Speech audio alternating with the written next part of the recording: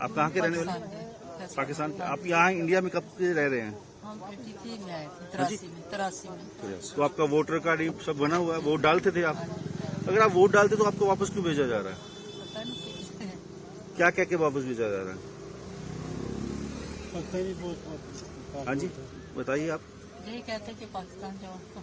तो आप यहाँ 40 साल से रह रहे थे, हाँ जी, तो वोट डालते थे हर साल? 43 साल। 43। तो वोट डालते थे हर साल आप, हर सरकारों को? तो ये तब नहीं सरकार का पता लगा, आप 40 साल बाद याद आई? तो सरकारों से क्या कहना चाहेंगे आप? यही कहेंगे कि हमारा कोई भी नहीं है, तो हमें इजाजत दीजिए, बड़ी मेहरबानी होगी। हाँ जी, जहाँ हमारे रहने की इजाजत दीजिए जी। शुक्रिया। बशारत हुसैन शाह, कहाँ के रहने वाले आप? शादरा 6 तहसील थाना में, डिस्ट्रिक्ट राजौरी, JNK। तो आप किनको छोड़ने आए हैं आज? मैं अपनी मिसेज को। तो कब के रह रहे थे आपके पास? ये 1983 से ये वहाँ गए हैं। हाँ, 87 में हमारी शादी हो गई है जी। तो ये वोट हर बार वोट डालते थे? हाँ, वोट डालते थे, वोट डालते थे। कितने सालों से वोट डाल रहे हैं? वो जब से आए हैं वोट डालते हैं, आफ्टर 5 ईयर्स। इनका आधार कार्ड ये सब बना हुआ है? आधार कार्ड भी इनका है। तो फिर भी एक इनको पाकिस्तान क्यों भेजा जाए? आप समझते हैं कि हम ही तो ये समझते हैं कि जस्टिफिकेशन तो होना चाहिए ना। मैं खुद AWPH से रिटायर्ड हूँ जी, तो हम यहाँ के सिटीजन हैं। सरकारों से क्या आप रिक्वेस्ट करेंगे? कहते एग्जाम किया जाए इनको, और क्या है, ये तो सफर हो जाएंगे। वहाँ है कोई नहीं इनका रहने वाला, कोई नहीं है टोटल। फादर साहब की डेथ होगी, ब्रदर की डेथ होगी, मदर की इधर डेथ होगी आकर, ये तो टोटल एम्प्टी हैंडेड है वहाँ। क्या करें? ज्यादातर कहते हैं कि सिटीजनशिप जो बंदा 10 साल या 20 साल रह ले वो सिटीजन हो जाता है। इनके तो आधार कार्ड, वोटर कार्ड सब नहीं, डालते फिर हैं। नहीं दिया गवर्नमेंट ने, हमने परसों किया था कि नहीं किया, फिर और क्या है। ठीक।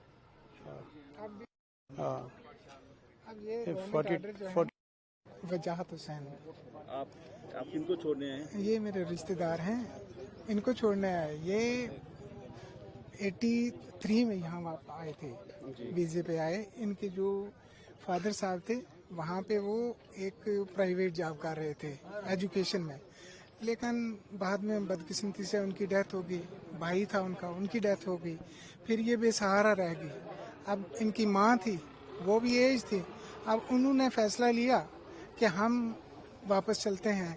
उन्होंने पासपोर्ट बनवाया और वो सीधा यहाँ चले गए, क्योंकि यहाँ उनके समझो दूसरे जो है ना वो कज़न वो यहाँ रहते थे, क्योंकि हमारा पूरा ख़ानदान वो यहीं का है, क्योंकि इनके जितना ख़ानदान है वो यहीं का है।